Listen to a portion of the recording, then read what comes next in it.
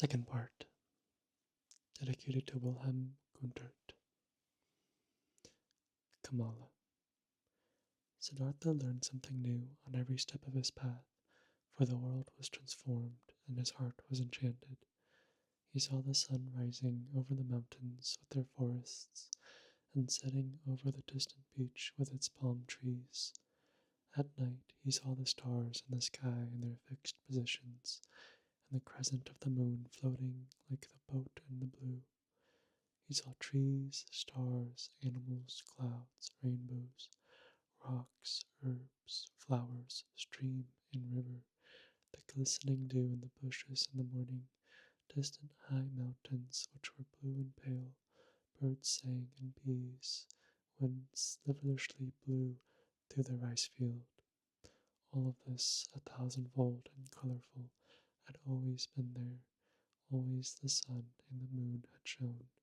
Always rivers had soared and bees had buzzed, but in former times all of this had been nothing more to Siddhartha than a fleeting, deceptive veil before his eyes, looked upon in distrust, destined to be penetrated and destroyed by thought, since it was not the essential existence, since this essence lay beyond, on the other side of the visible.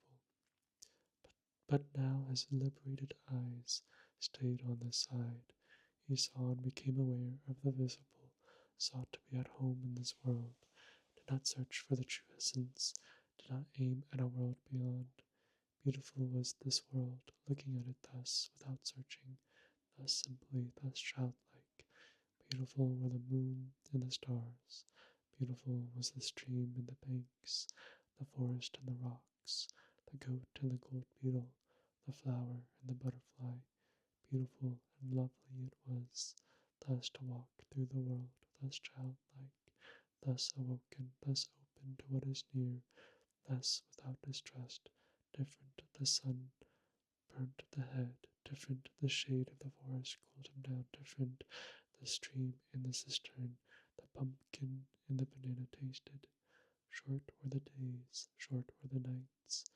Every hour sped swiftly away like a sail on the sea, and under the sail was a ship full of treasures, full of joy. Siddhartha saw a group of apes moving through the high canopy of the forest, high in the branches, and heard their savage, greedy song. Siddhartha saw a male sheep following a female one and mating with her. In a lake of reeds, he saw the pike hungrily hunting for its dinner, propelling itself away from it in fear, wiggling and sparkling. The young fish jumped in droves out of the water. The scent of strength and passion came forcefully out of the hasty eddies of the water, which the pike stirred up, impetuously hunting. All of this had always existed, and he had not seen it. He had not been with it. Now he was with it. He was part of it. Light and shadow ran through his eyes.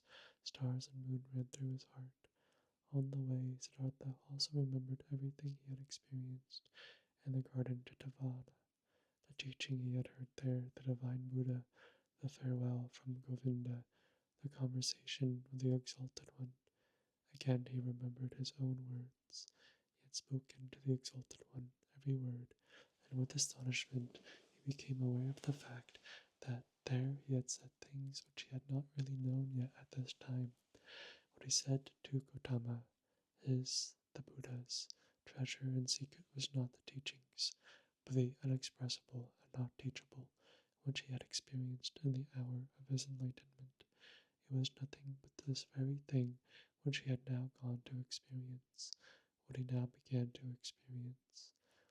Now he had to experience his self.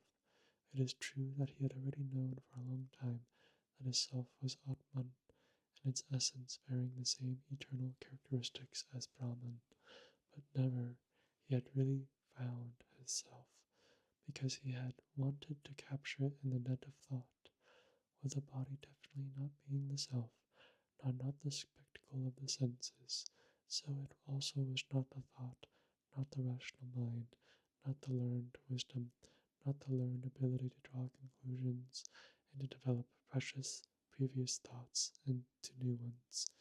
No, this world of thought was also still on the side, and nothing could be achieved by killing the random self of the senses.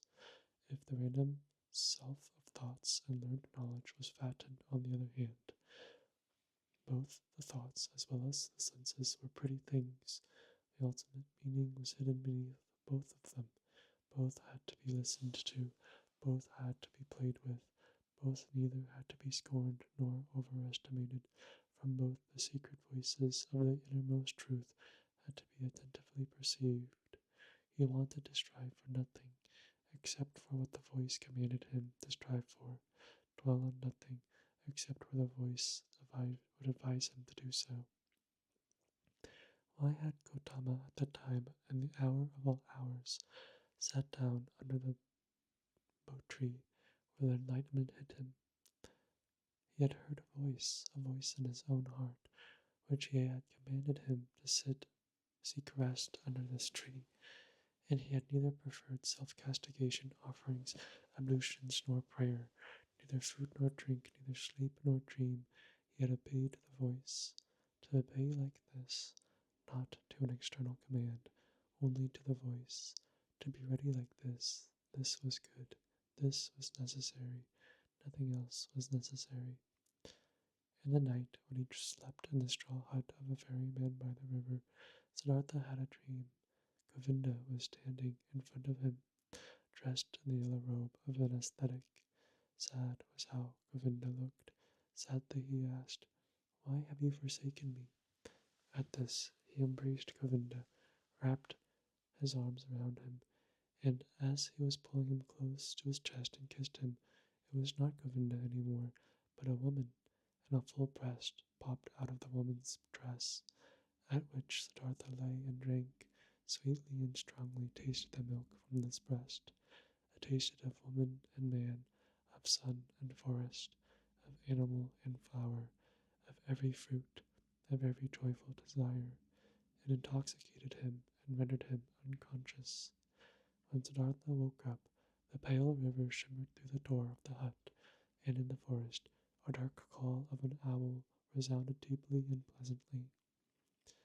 When the day began, Siddhartha asked his host, the ferryman, to get him across the river. The ferryman got him across the river on his bamboo raft. The wide water shimmered reddishly in the light of the morning. "This is a beautiful river," he said to his companion. "Yes," said the ferryman, "a very beautiful river. I love it more than anything. Often I have listened to it. Often I have looked into its eyes, and always I have learned from it. Much can be learned from a river." "I thank you, my benefactor," spoke Siddhartha, disembarking on the other side of the river. "I have no gift I could give you for your hospitality, my dear, and also no payment for your work. I am a man without a home, a son of a Brahmin and a Samana." "I did see it," spoke the ferryman, "and I haven't expected any payment from you, and no gift which would be custom for guests to bear. You will give me the gift another time." "Do you think so?" asked Siddhartha amusedly. "Surely, this too I have learned from the river. Everything is coming back. You too, Samana, will come back. Now farewell. Let your friendship be my reward. Commemorate me when you will make offerings to the gods." Smiling, they parted. Smiling, Siddhartha was happy about the friendship and the kindness of the ferryman. "He is like Govinda," he thought with a smile. "All I meet on my path are like Govinda.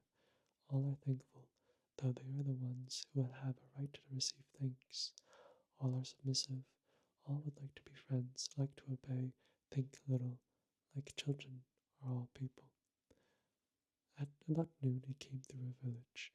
In front of the mud cottages, children were rolling about in the street, were playing with pumpkin seeds and seashells, screamed and wrestled, but they were all timidly fled when the unknown Samana. In the end of the village, the path led through a stream, and by the side of the stream, a young woman was kneeling and washing clothes. When Siddhartha greeted her, she lifted her eyes and looked up to him with a smile, so that he saw the white in her eyes glistening. He called out a blessing to her, as it is the custom among travelers, and asked how far he still had to go to reach the large city. Then she got up and came to him. Beautifully, her wet mouth was shimmering in her young face. She exchanged humorous banter with him, asked whether he had eaten already, and whether it was true that the Samanas slept alone in the forest at night, and were not allowed to have any women with them. While talking, she put her left foot on his right one and made a movement as a woman does who would want to initiate that kind of sexual pleasure with a man, which the textbooks call climbing a tree. Siddhartha felt his blood heating up, and since in this moment he had to think of this dream again, he bent slightly down to the woman and kissed with his lips the brown nipple of her breast. Looking up, he saw her face smiling full of lust, and her eyes with contracted pupils begging with desire. Siddhartha also felt desire and felt the source of his sexuality moving, but since he had never touched a woman before, he hesitated for a moment while his hands were already prepared to reach out for her. And in this moment he heard, shuddering with awe, the voice in his innermost self, and this voice said, "No." Then all charms disappeared from the young woman's smiling face. No longer saw anything else but the deep glance of a female animal in heat. Politely he petted her cheek, turned away from her, and disappeared from the disappointed woman with light steps into the bamboo wood. On this day, he reached the large city before the evening and was happy, for he felt the need to be among people. For a long time he had lived in the forest, and the straw hut of the ferryman in which he had slept that night had been the first roof for a long time he has had over his head. Before the city, in a beautifully fenced grove, the traveler came across a small group of servants, both male and female, carrying baskets. In their midst, carried by 4 servants, in an ornamental sedan chair, sat a woman, the mistress, on red pillows under a colorful canopy. Siddhartha stopped at the entrance to the pleasure garden and watched the parade, saw the servants, the maids, the baskets, saw the sedan chair, and saw the lady in it.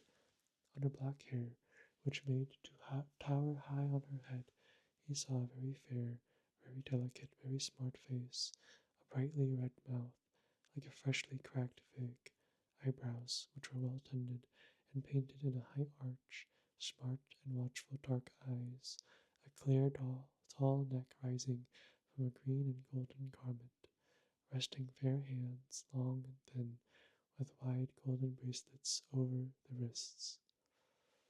Siddhartha saw how beautiful she was, and his heart rejoiced. He bowed deeply. When the sedan chair came closer, and straightening up again, he looked at the fair, charming face, read for a moment in the smart eyes with the high arcs above, breathed in a slight fragrant, he did not know. With a smile, the beautiful woman nodded for a moment and disappeared into the grove, and then the servant as well. Thus I am entering the city, Siddhartha thought, with a charming omen. He instantly felt drawn into the grove, but he thought about it, and only now he became aware of how the servants and maids looked at him at the entrance, how despicable, how distrustful, how rejecting.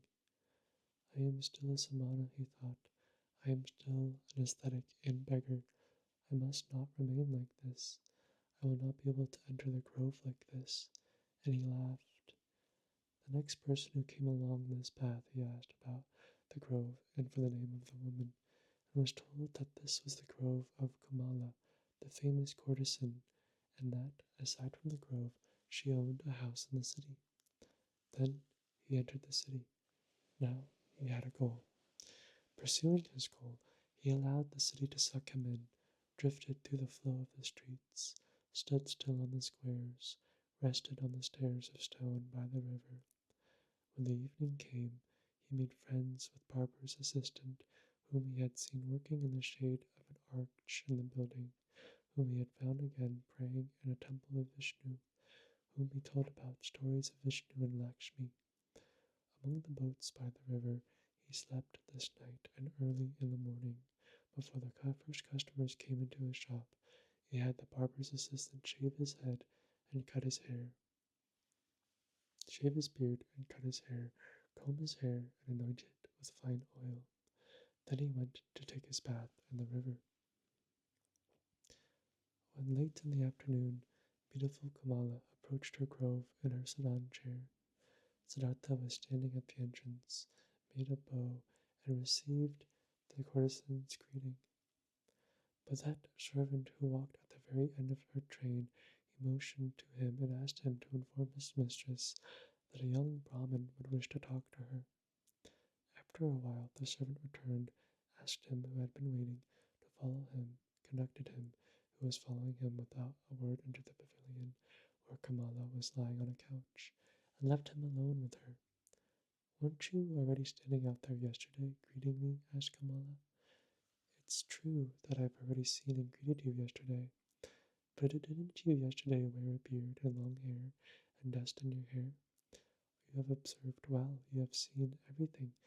You have seen Siddhartha, the son of a Brahmin, who left his home to become a samana, and has been a samana for 3 years. But now I have left that path and came into this city, and the first one I meet, even before I had entered the city, was you. To say this, I have come to you, O Kamala. You are the first woman whom Siddhartha is not addressing with his eyes turned to the ground. Never again I want to turn my eyes to the ground when I am coming across a beautiful woman." Kamala smiled and played with her fan on a peacock's feathers, and asked, "And only to tell me this Siddhartha has come to me?" "To tell you this, and to thank you for being so beautiful. And if it doesn't displease you, Kamala, I would like to ask you to be my friend and teacher, for I know nothing yet of that art which you have mastered in the highest degree." At this, Kamala laughed aloud. "Never before this has happened to me, my friend, that a samana from the forest came to me and wanted to learn from me. Never before this has happened to me, that a samana came to me with long hair and an old torn lion cloth. Many young men come to me, and there are also sons of Brahmins among them, but they come in beautiful clothes, they come in fine shoes, they have perfume in their hair and money in their pouches. This is, O Samana, how the young men are like who come to me." Quoth Siddhartha, "Already I am starting to learn from you. Even yesterday I was already learning. I have already taken off my beard, have combed my hair, have oil in my hair. There is little which is still missing in me, O excellent one. Fine clothes, fine shoes, money in my pouch. You shall know, Siddhartha has set harder goals for himself than such trifles, and he has reached them. How shouldn't I reach that goal which I have set for myself yesterday, to be your friend and to learn the joys of love from you? You'll see that I learn quickly, Kamala, and I have already learned harder things than what you're supposed to teach me. And now let's get to it. You aren't satisfied with Siddhartha as he is, with oil in his hair, but without clothes, without shoes, without money?" Laughing, Kamala exclaimed, "No, my dear, he doesn't satisfy me yet. Clothes are what he must have, pretty clothes and shoes, pretty shoes, and lots of money in his pouch, and gifts for Kamala. Do you know it now, Samana from the forest? Did you mark my words?"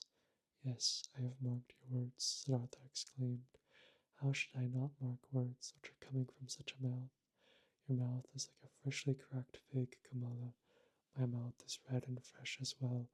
It will be a suitable match for yours, you'll see. But tell me, beautiful Kamala, aren't you at all afraid of the Samana from the forest who has come to learn how to make love?"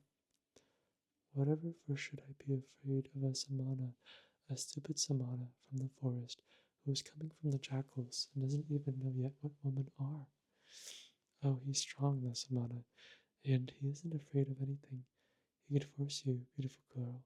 He could kidnap you. He could hurt you. No, Samana, I am not afraid of this. Did any Samana or Brahman ever fear someone might come and grab him and steal his learning and his religious devotion and his depth of thought? No, for they are his very own, and he would only give away from those whatever he is willing to give, and to whomever he is willing to give. Like this it is, precisely like this it is also with Kamala and with the pleasures of love. Beautiful and red is Kamala's mouth, but just try to kiss it against Kamala's will, and you will not obtain a single drop of sweetness from it, which knows how to give so many sweet things. You are learning easily, Siddhartha, thus you should also learn this. Love can be obtained by begging, buying, receiving it as a gift, finding it in the street, but it cannot be stolen. In this, you have come up with the wrong path. Now, it would be a pity if a young man like you would want to tackle it in such a wrong manner. Siddhartha bowed with a smile. It would be a pity, Kamala. You are so right. It would be such a pity. Now, I shall not lose a single drop of sweetness from your mouth, nor you from mine. So, it is settled. Siddhartha will return. Once he'll have what he still lacks: clothes, shoes, money. But speak, lovely Kamala. Couldn't you still give me one small advice? An advice? Why not? Who wouldn't like to give an advice to a poor, ignorant Samana who is coming from the jackals of the forest? Dear Kamala, thus advise me where I should go to, that I'll find these three things most quickly. Friend, many would like to know this. You must do what you've learned and ask for money, clothes, and shoes in return. There is no other way for a poor man to obtain money. What might else would you be able to do? I can think, I can wait, I can fast. Nothing else? Nothing. But yes, I can also write poetry. Would you like to give me a kiss for a poem? I would like to, if I like your poem. What would be its title? Siddhartha spoke, after he had thought about it for a while, these verses. Into her shady grove stepped the pretty Kamala. At the grove's entrance stood the brown Samana. Deeply seeing the lotus blossom, bowed that man, and smiling Kamala thanked. More lovely, thought the young man, than offerings for gods. More lovely is offering to pretty Kamala. Kamala clapped loudly her hands so that the golden bracelets clinked. Beautiful are your verses, O brown Samana, and truly I'm losing nothing when I'm giving you a kiss for them. She beckoned him with her eyes. He tilted his head so that his face touched hers, and placed his mouth on that mouth which was like a freshly cracked fig. For a long time Kamala kissed him, and with a deep astonishment Siddhartha felt how she taught him, how wise she was, how she controlled him, rejected him, lured him, and how after this first one there was to be a long, well-ordered, well-tested sequence of kisses, every one different from the others, he was still to receive. Breathing deeply, he remained standing where he was, and was in this moment astonished like a child by the cornucopia of knowledge and things worth learning, which revealed itself before his eyes. Very beautiful are your verses, exclaimed Kamala. If I was rich, I would give you pieces of gold for them, but it would be difficult for you to earn thus money with these verses as you need, for you need a lot of money if you want to be Kamala's friend. The way you're able to kiss Kamala, stammered Siddhartha. Yes, this I am able to do. Therefore, I do not lack clothes, shoes, bracelets, and all beautiful things. But what will become of you? Aren't you able to do anything else but thinking, fasting, making poetry? I also know the sacrificial songs, said Siddhartha, but I do not want to sing them any more. I also know magic spells, but I do not want to speak them any more. I have read the scriptures. Stop. Kamala interrupted him. You're able to read and write? Certainly I can do this. Many people can do this.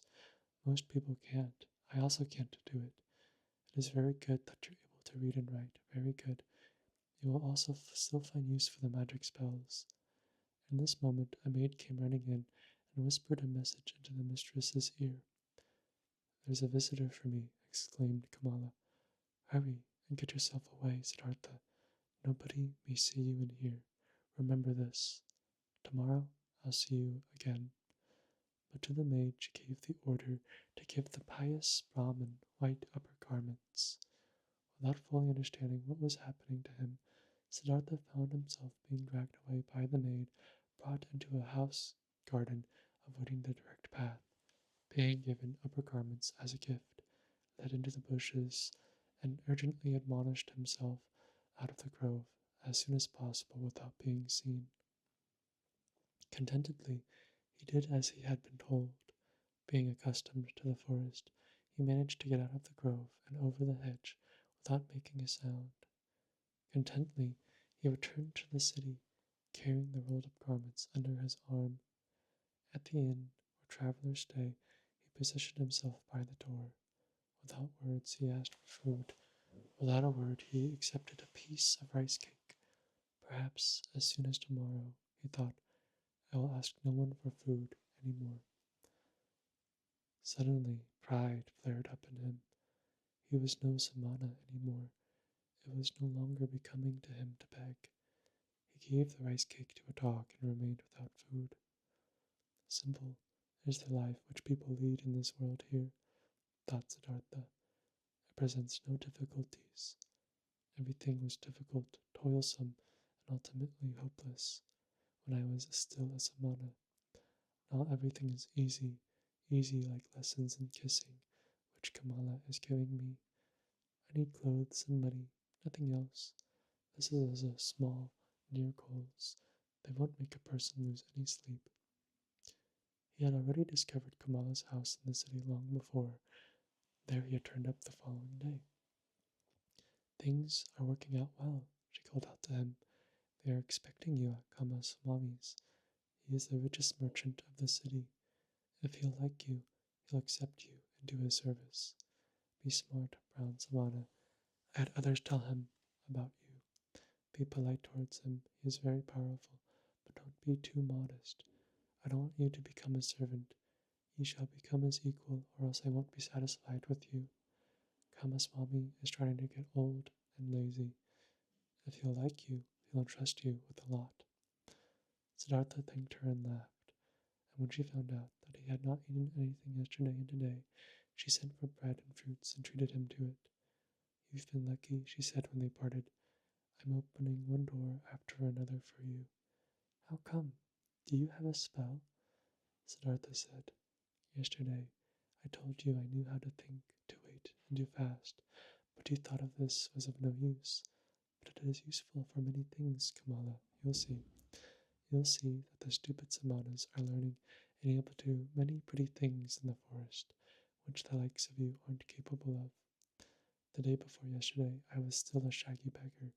As soon as yesterday, I have kissed Kamala, and soon I'll be a merchant and have money and all those things you insist upon. Well, yes, she admitted, but where will you be without me? What would you be if Kamala wasn't helping you? Dear Kamala, said Siddhartha, and straightened up to his full height. When I came to you in your grove, I did the first step. It was my resolution to learn love from this most beautiful woman. From that moment on, when I made this resolution, I also knew that I would carry it out. I knew that you would help me. At your first glance at the entrance of the grove, I already knew it. But what if I hadn't been willing? You were willing. Look, Kamala, when you throw a rock into the river, it will speed up on the fastest course to the bottom of the water. This is how it is when Siddhartha has a goal, a resolution. Siddhartha does nothing. He waits, he thinks, he fasts, but he passes through the things of the world like a rock through water. Without doing anything, without stirring, he is drawn. He lets himself fall. His goal attracts him because he doesn't let anything enter his soul which might oppose the goal. This is what Siddhartha has learned among the samanas. This is what fools call magic, and of which they think it would be affected by means of the demons. Nothing is affected by demons. There are no demons. Everyone can perform magic. Everyone can reach his goals. If he is able to think, if he is able to wait, if he is able to fast. Kamala listened to him. She loved his voice. She loved the look from his eyes. Perhaps it is so, she said quietly. As you say, friend, but perhaps it is also like this, that Siddhartha is a handsome man, that his glance pleases the woman, and that therefore good fortune is coming towards him. With one kiss, Siddhartha bid his farewell. I wish that it should be like this way, my teacher, that my glance shall please you, that always good fortune shall come to me out of your direction. With the childlike people. Siddhartha went to Kamaswami the merchant. He was directed into a rich house. Servants led him between precious carpets into a chamber where he awaited the master of the house. Kamaswami entered, a swiftly, smoothly moving man with very grey hair, with very intelligent, cautious eyes, with a greedy mouth. Politely the host and the guest greeted one another. I have been told, the merchant began, that you are a Brahmin, a learned man, but that you seek to be in the service of a merchant. Might you have become destitute, Brahmin, so that you seek to serve? No, said Siddhartha, I have not become destitute, and have never been destitute. You should know that I am coming from the Samanas, with whom I have lived for a long time. If you're coming from the Samanas, how could you be anything but destitute? Are the Samanas entirely without possessions? I am without possessions, said Siddhartha. If this is what you mean, surely I am without possessions. But I am there so voluntarily, and therefore I am not destitute. But what are you planning to live of without possessions? I haven't thought of this yet, sir. For more than 3 years I have been without possessions, and have never thought about what I should be of live. So you've lived of the possessions of others. Presumably this is how it is. After all, a merchant also lives of what other people own. Well said. But he wouldn't take anything from another person for nothing. He would give his merchandise in return. So it seems to be indeed. Everyone takes, everyone gives, such is life. But if you don't mind me asking, being without possessions, what would you like to give? Everyone gives what he has. The warrior gives strength. The merchant gives merchandise. The teacher, teachings. The rice farmer, rice. The fisher, fish. Yes, indeed. And what is it now that you've got to give? What is it that you've learned? What you're able to do? I can think. I can wait. I can fast. That's everything? I believe that's everything. And what's the use of that? For example, the fasting. What is it good for? It is very good, sir. When a person has nothing to eat, fasting is the smartest thing he could do. When, for example, Siddhartha hadn't learned to fast, he would have to accept any kind of service before this day is up, whether it may be with you or wherever, because hunger would force him to do so. But like this, Siddhartha can calmly wait. He knows no impatience, he knows no emergency.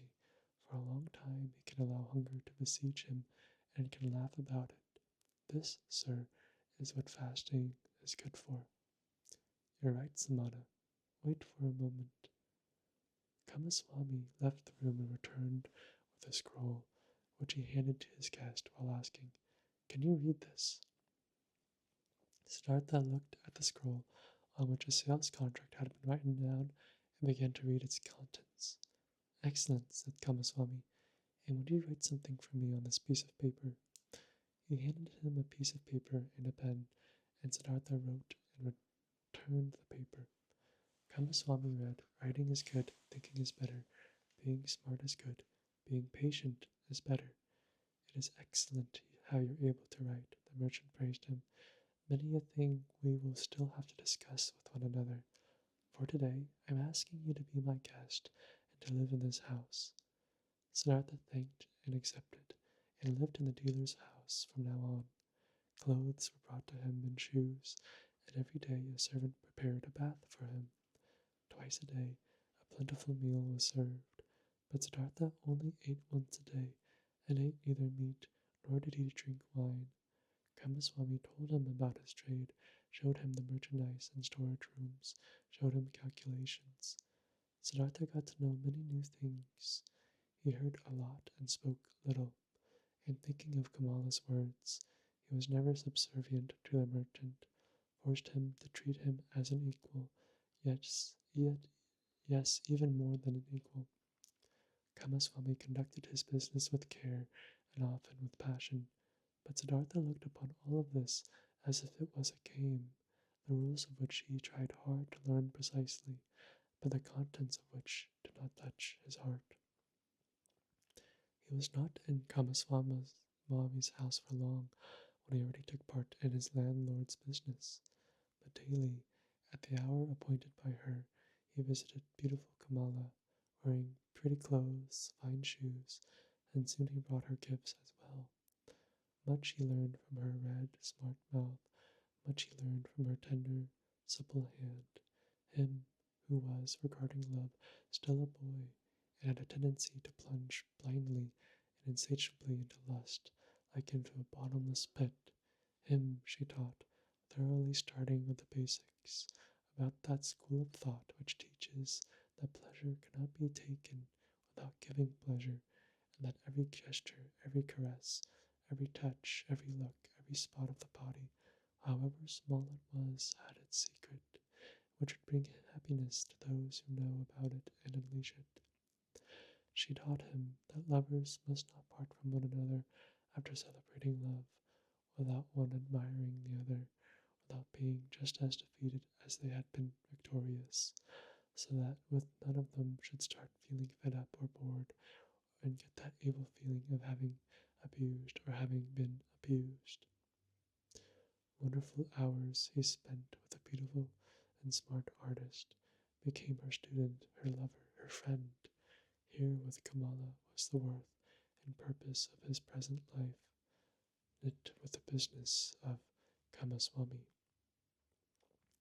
The merchant passed to duties of writing important letters and contracts on to him, and got into the habit of discussing all important affairs with him. He soon saw that Siddhartha knew little about rice and wool, shipping and trade, but that he acted in a fortunate manner, and that Siddhartha surpassed him, the merchant, in calmness, in equanimity, and in the art of listening and deeply understanding previously unknown people. This Brahmin, he said to a friend, is no proper merchant and will never be one. There is never any passion in his soul when he conducts our business, but he has that mysterious quality of those people to whom success comes all by itself. Whether this may be a good star of his birth, magic, or something he has learned among the samanas, he always seems to be merely playing without business affairs. They never fully, truly become part of him. They never rule over him. He is never afraid of failure. He is never upset by a loss. The friend advised the merchant, give him from the business he conducts for you a third of the profits, but let him also be liable for the same amount of losses. When there is a loss, then he'll become more zealous. Kamaswami followed the advice, but Siddhartha cared little about this. When he made a profit, he accepted it with equanimity. When he made a loss, he laughed and said, well, look at this. This one turned out badly. It seemed indeed as if he did not care about the business. At one time he traveled to a village to buy a large harvest of rice there. But when he got there, the rice had already been sold to another merchant. Nevertheless, Siddhartha stayed for several days in that village, treated the farmers for drink, gave copper coins to their children, joined in the celebration of a wedding, and returned extremely satisfied from his trip. Kamaswami held against him that he had not returned back right away, that he had wasted time and money. Siddhartha answered, stop scolding, dear friend. Nothing was ever achieved by scolding. If a loss has occurred, let me bear that loss. I am very satisfied with this trip. I have gotten to know many kinds of people. A Brahmin has become my friend. Children have sat on my knees. Farmers have shown me their fields. Nobody knew that I was a merchant. That's all very nice, exclaimed Kamaswami indignantly, but in fact you are a merchant after all. One ought to think, or or might you only have traveled for your amusement? Surely, Siddhartha laughed, surely I have traveled for my amusement. For what else? I have gotten to know people and places. I have received kindness and trust. I have found friendship. Look, my dear, if I had been Kamaswami, if I had traveled back being annoyed and in a hurry, as soon as I had seen that my purchase had been rendered impossible, and that time and money would have indeed been lost. But like this, I've had a good few days. I've learned, had joy. I've neither harmed myself nor others by annoyance and hastiness. And if I'll ever return there again, perhaps to buy an upcoming harvest, or for whatever purpose it may be, friendly people will receive me in a friendly and happy manner, and I will praise myself for not showing any hurry and displeasure at that time. So leave it as it is, my friend, and don't harm yourself by scolding. If the day will come when you will see this Siddhartha is harming me, then speak a word, and Siddhartha will go on his own path. But until then, let's be satisfied with one another. Futile were also the merchant's attempts to convince Siddhartha that he should eat his bread. Siddhartha ate his own bread, or rather, they both ate other people's bread, all people's bread. Siddhartha never listened to Kamaswami's worries, and Kamaswami had many worries, whether there were a business deal going on which was in danger of failing, or whether a shipment of merchandise seemed to have been lost, or a debtor seemed to be unable to pay. Kamaswami could never convince his partner that it would be useful to utter a few words of worry or anger, to have wrinkles on the forehead, to sleep badly. When one day Kamaswami held against him that he had learned everything he knew from him, he replied, "Would you please not kid me with such jokes? What I've learned from you is how much a basket of fish costs, and how much interests may be charged on loan money. These are your areas of expertise. I haven't learned to think from you, my dear Kamaswami. You ought to be the one seeking to learn from me." Indeed, his soul was not with the trade. The business was good enough to provide him with the money for Kamala, and it earned him much more than he needed. Besides from this, Siddhartha's interest and curiosity was only concerned with the people, whose business, crafts, worries, pleasures, and acts of foolishness used to be as alien and distant to him as the moon.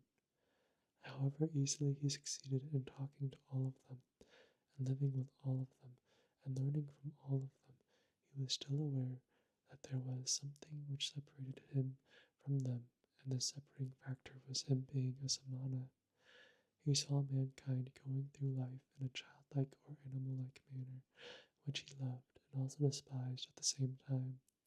He also saw them toiling, saw them suffering, and becoming gray for the sake of things which seemed to him too entirely unworthy of his price, for money, for little pleasures, for being slightly honored. He saw them scolding and insulting each other. He saw them complaining about pain at which a samana would only smile, and suffering because of deprivations which a samana would not feel. He was open to everything these people brought his way. Welcome was the merchant who offered him linen for sale. Welcome was the debtor who sought another loan. Welcome was the beggar who told him for 1 hour the story of his poverty, and he was not half as poor as any given samana. He did not treat the rich foreign merchant any different than the servant who shaved him, and the street vendor whom he let cheat him out of some small change when buying bananas. When Kamaswami came to him to complain about his worries or to reproach him concerning his business, he listened curiously and happily, was puzzled by him, tried to understand him, consented that he was a little bit right, only as much as he considered indispensable, and turned away from him towards the next person who would ask for him. And there were many who came to him, many to do business with him, many to cheat him, many to draw some secret out of him, many to appeal to his sympathy, many to get his advice. He gave advice, he pitied, he made gifts, he let them cheat him a bit, and this entire game and the passion with which all people played this game occupied his thoughts just as much as the gods and Brahmins used to occupy them. At times he felt deep in his chest a dying, quiet voice which admonished him quietly, lamented quietly. He hardly perceived it, and then for an hour he became aware of the strange life he was leading, of him doing lots of things which were only a game, of, though being happy and feeling joy at times, real life still passing him by and not touching him. As a ball player plays with the balls, he played with his business deals. When the people around him watched him, found amusement in them, with his heart, with the source of his being, he was not with them. The source ran somewhere far away from him, ran invisibly, had nothing to do with his life, much more. And at several times he suddenly became scared on account of such thoughts, and wished that he would also be gifted with the ability to participate in all of his childlike, naive occupations of the daytime with passion and with his heart, really to live, really to act, really to enjoy and to live, instead of just standing there as a spectator. But again and again, he came back to beautiful Kamala, learned the art of love, practiced the cult of lust, and which more than in anything else, giving and taking, becomes one, chatted with her, learned from her, gave her advice, received advice. She understood him better than Govinda used to understand him. She was more similar to him. Once he said to her, "You are like me. You are different from most people. You are Kamala, nothing else. And inside you there is a peace and a refuge to which you can go at every hour of the day and be at home at yourself, as I can also do. Few people have this, and yet all could have it." "Not all people are smart," said Kamala. "No," said Siddhartha, "that's not the reason why. Kamaswami is just as smart as I, and still has no refuge in himself. Others have it, who are small children with respect to their mind. Most people, Kamala, are like a falling leaf, which is blown and is turning around through the air and wavers and tumbles to the ground, but others, a few, are like stars. They go on a fixed course, no wind reaches them. In themselves they have their laws and their course. Among the learned men and samanas, of which I knew many, there was one of this kind, a perfected one. I'll never be able to forget him. It is that Gautama, the exalted one, who is spreading that teachings. Thousands of followers are listening to his teachings every day, follow his instructions every hour, but they are all falling leaves, not in themselves. They have teachings and a law." Kamala looked at him with a smile. "Again you're talking about him," she said. "Again you're having a samana's thoughts." Siddhartha said nothing, and they played the game of love, one of the 30 or 40 different games Kamala knew. Her body was flexible like that of a jaguar, and like the bow of a hunter. He who had learned from her how to make love was knowledgeable of many forms of lust, many secrets. For a long time she played with Siddhartha, enticed him, rejected him, forced him, embraced him, enjoyed his masterful skills, until he was defeated and restful, exhausted, by her side. The courtesan bent over him, took a long look at his face, at his eyes, which had grown tired. "You are the best lover," she said thoughtfully, "I ever saw. You're stronger than others, more supple, more willing. You've learned my art well, Siddhartha. At some time, when I will be older, I'd want you to bear your child. And yet, my dear, you've remained a samana, and yet you do not love me. You love nobody. Isn't it so?" "It might very well be so," Siddhartha said tiredly. "I am like you. You also do not love. How else could you practice love as a craft? Perhaps people of our kind can't love. The childlike people can. That's their secret."